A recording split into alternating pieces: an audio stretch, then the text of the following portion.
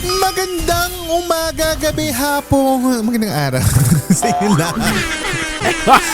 Parang naging kabayo ka doon. Parang naging kabayo. Naging Neo. Sorry yun. Ang galing, ang galing, Jim. Naging Petra na bayo na ba? Wag mo delete yun. Wag mo delete yun. Wag mo delete yun. Ayan. Parang ganda is shaking. Vice ganda is shaking. Parang si Flubber. Si Flubber. Flubber? Si Flubber. Si Flubber, ano yun? Slime? Yung yung jelly. Parang ganun yung totoo tunog. ba? Anyway. Ano parang kabayo? Si Isha naman parang naging dolphin. Ayun. Ik-ik. Dolphin na Nag-ik-ik dolphin, naman. true. Nag-ik-ik. Well, anyway, Animal welcome to... Planet Oy, ka pala. wait. Kantahin na natin ang theme song. 5, 4, 3, 2, 1, go. On Hindi na ba to? Sixth Sixth day of Siligang Siligang Christmas. Yan ang pinapagong version na hindi sabay-sabay na Welcome to Siligang sa Gabi na Yes. podcast. Oo. Welcome to day 6. Yesterday, pinag-usapan natin ang start, stop, and continue na ating yearly Yes. tradition as life reflections. Kung hindi pa kayo nakakapanood niyan or nakakapakinig niyan, makinig na kayo. Binge listen all these episodes for 12 days kasi we are uploading every day from December 14 till December 25 on Christmas Day. So sasamahan namin kayo sa Christmas rush. Kung nasan kayo, traffic man yan or shopping galore, go, we're here. Grabe Okay? traffic Correct. So again, on the 6th day of Christmas, ang ating topic ay some unpopular opinions. Mini Reddit Set Go episode ito.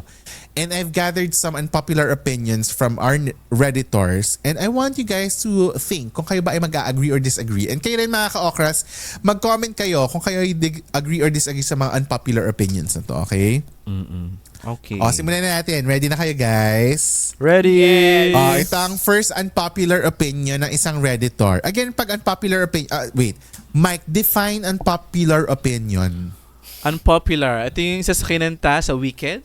Unpopular. Unpopular. Baliktad. Kinanta ni Glinda.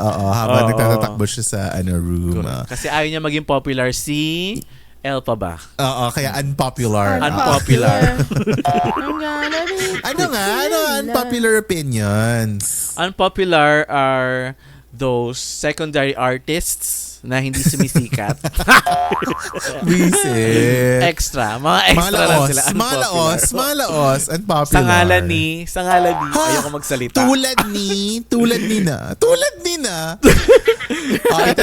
Tita James, sino nga yun? Laos na. Nalagay sa Jaryo. Grabe kayo. Clue, may Inside clue joke. ako. May Inside clue joke. ako. Oy! Charot. Papahamak mo kami. Papahamak mo Patreon. kami. Patreon lang yung editor. Bawal dito. Anyway. Unpopular opinions. These are opinions na going against the grain. Yung parang sinasabi ng lahat, gusto nila to. Ang unpopular, hindi ko siya gusto. Parang ganon. So, siya yung going against mainstream opinion. Okay? So, ito yung first. Tingnan natin kung mag-a-agree si Mike dito. Ang first unpopular opinion is, Cup of Joe should at this point record an album with mostly English songs. Or at least promote an English single. Bilang ikaw may alam ng discography ng Cup of Joe, wala ba sila English song? Puro Tagalog ba? So far. Oo nga, no. But I think naman, they made it through naman the international scene. Ma-concerts, di ba? Yeah. Nakapag-tour na nga agad sila using their Yes. Filipino songs Siguro in times, pwede naman mag-release. Pero kasi maganda yung message ng OPM. Correct. Yung tusok na tusok, no? Yung Oo. ramdam mo yung mga Imagine mo, lyrics. sino ba naman ang mag-expect na yung song na Multo is Oo. ang daming interpretation Totoo ng yan. iba't ibang tao, di ba? What if Multo is in English? Ganun nga. Ay, sa ano? It's in Tagalog. Multo Iba pala in yun. Japanese. Oo. Chaneng. Diba? So ikaw, Isha, do you agree or disagree? Alam mo, pinag-iisip ako pa rin yan, pero go, Ish nga. Ako, gusto ko yung Pinoy. As in, Tagalog pa din siya. Yung Yeah. kanta ng Cup of Joe. Pero kasi, ang Cup of Joe is English. cup of Joe. It's not Tagalog. So maybe in Oh, time. tsaka ano Charing. siya, actually, Western expression siya, I'm gonna get a cup of Joe. Diba? Yes. It's a Ano cup ba yung of cup? coffee. Wait. Dapat di ba sinabi? Ay, sorry. Tanong din kayo, Mike, kung ano yung cup of Joe. Eh, kasi hindi ka Akala naman ko. hindi ka naglagay sa So, script tama na, naman. Ay, hoy, wala tayong script, no? Baka isipin ng mga tao, Sorry. PBB tayo na iintrigahin na may But- script. Wala tayong script sa PBB. parang, nagdugtungan ko sinabi ko, pero baka maganda if, let's say, may concert sila sa abroad, they can do a cover for that specific, lang. Para special yung Hoy, alam mo, country, ginagawa diba? ni yun, Dua Lipa, nung nagtutour siya. Kung sino yung May sikat Tagalog na... ba siya sa atin? Hindi. I mean, kung sino yung sikat Okay. na singer in the country kung nasan siya, kakantahin niya with the singer. So, kunyari nung nasa nice Australia touch. siya. Oo, or Yeah. nung nandito siya sa Auckland, ang kinanta niya si, Lord. Kasi si Lord kilalang Kiwi, pop singer, parang ganyan. Tapos si, saan ba siya nagpunta? Basta gano'n, yun yung tour niya. Naghahanap siya ng mag-guest na local to the area. So, magandang yung touch. Okay. Ako, Kerry, kung nasang phase sila, gusto nila all Tagalog, go. Kung all English, go. Kayo bahala. Kasi yung artistry nila, hindi naman na-measure sa language. Kaya, To be honest, ayoko lang diba? na sorry, gusto ko lang sabihin na, ayoko lang na it is forced na Yes. gumawa sila ng English song. Just to be understood by foreign Kasi true. nakilala sila sa core nila na puro Tagalog songs eh. Yeah. Correct. 'Di ba? Baka lang mawala yung Yeah, and yung K-pop songs nga, di ba, kinakanta natin ng kahit di alam Exactly. yung Oo, naiintindihan. Basta truly. ma-pronounce lang natin ng Exactly. maayos. Mga adyo mo. Totoo yan. Agree. Next. Ito, unpopular opinion number 2. Makaka-relate din tayo dito. Sobrang cringy ng mga weddings na naglalagay pa ng mga hashtag. Bakit? Ako, I like it. Di ba Okay tapos? naman eh. Di ba Hindi ako tapos? nagki-cringe. Wait, Hindi ako at this day and age, lalo na sa mga social media platforms na hindi na pinapansin ang mga hashtags. Ako muna. Talaga ba? Ako muna.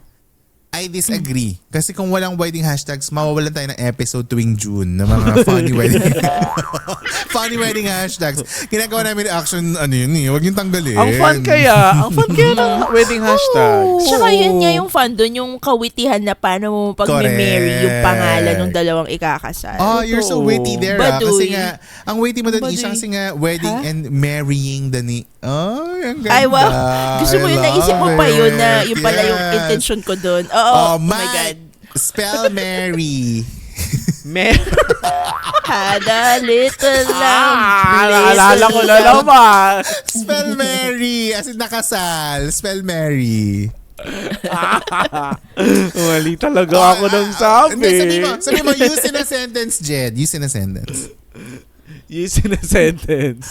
Let's marry ideas once.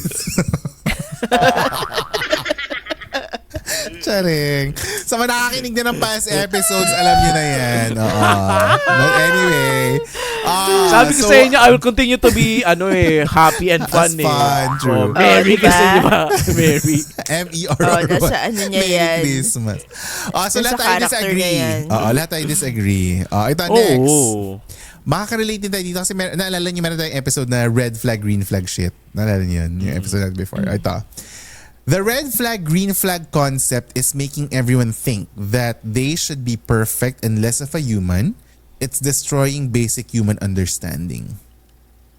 Kasi nga lahat sinasabi na, ang green flag dapat ganito, dapat ganyan ganito, dapat gentleman, dapat nagbubukas ang bito, green flag.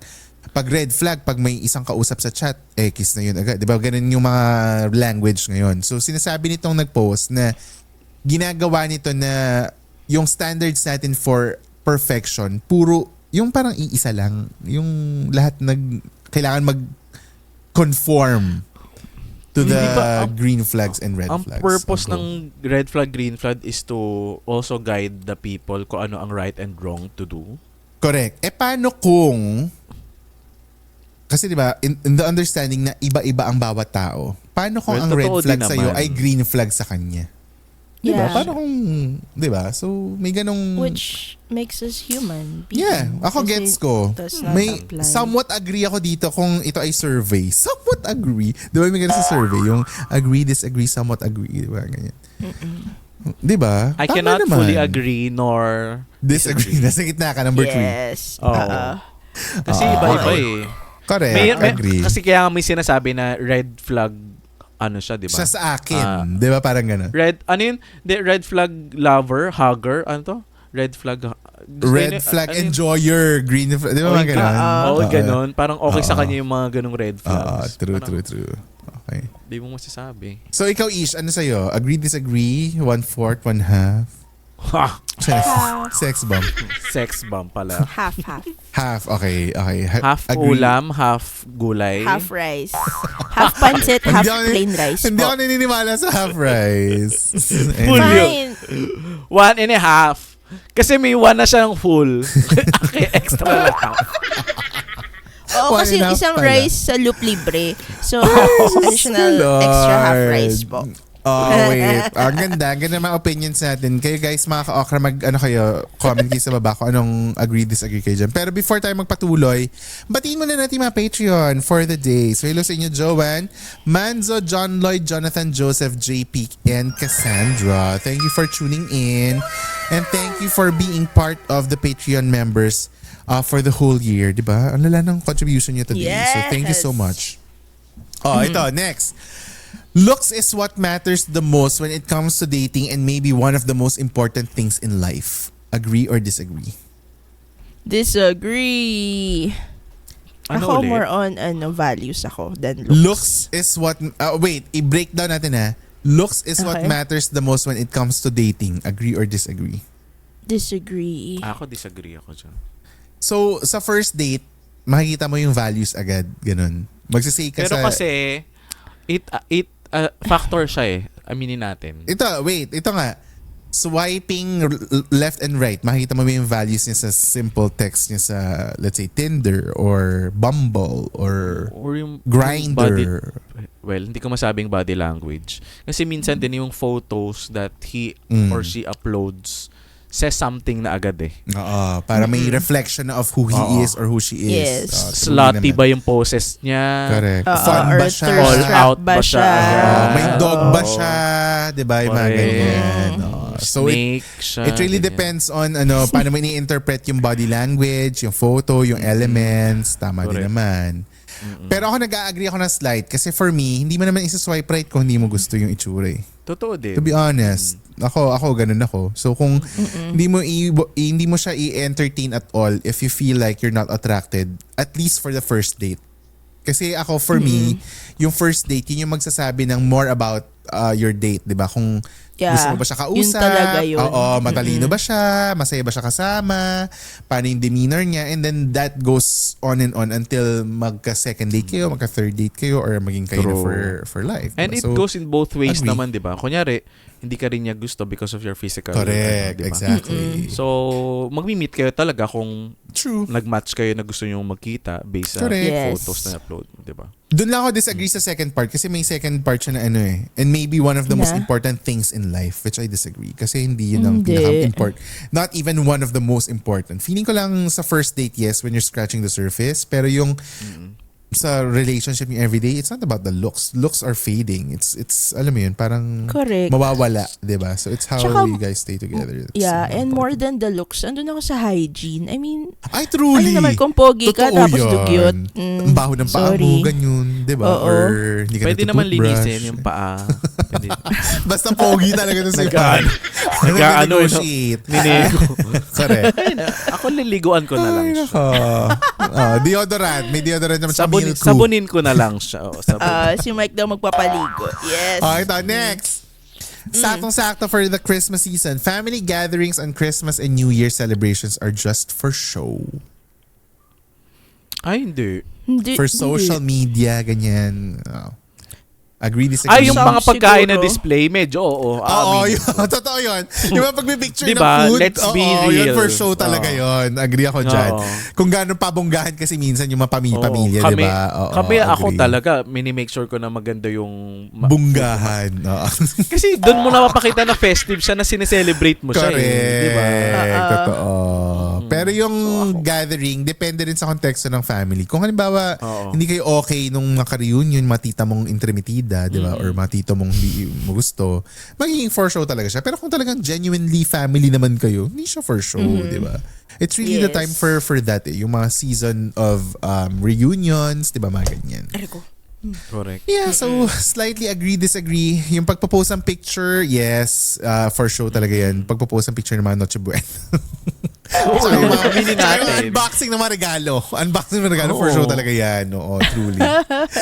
But anyway, may thoughts pa ba, Isha? Ikaw, may thoughts ka pa ba on that? Wala naman. Okay. I'm good. So, kasi si Isha sumagot kanina na hindi for show yung mga family gatherings. Hindi, sige na nga. Okay, fine. Yung mga kasi nung growing up, nung bata ko, talagang, for some reason, ini-effortan talaga ng lola ko or ng mom ko yung pagkain sa Noche Buena. So, hindi ko naramdaman na for show lang siya. I mean, gusto talaga nila celebration mag-enjoy, talaga. Yes. Na ganyan. Pero ayoko rin naman yung naibanggit nyo kanina na ginagawa lang yun para maipakita sa iba na sorry na boga. Kasi kaya nga. Sorry. Yeah. Sorry, ganun yung pamilya namin. Hindi, it's okay. Parang ganon. Parang gusto ko rin malaman ng tao na it's okay if hindi ganun kaganda yung ayos ng table nyo. At least may pagkain kayo. At magkakasama kayo. Truly. Kung sino man gusto nyo kasama sa Pasko. Spoken like a true Filipino family member yan. Diba? Ganun yung mga skills ng mga Pinoy. Agree. Anyway, thank you so much, guys. That's it for episode 266. That's the 6th day of our Sinigang Christmas. Halfway there, guys. So, abangan nyo ulit tomorrow. Check back again tomorrow. Same time, same platform. At makikita nyo ulit kami dito on our 7th day. So, see you guys tomorrow. Bye, guys. See ya. Bye. Bye.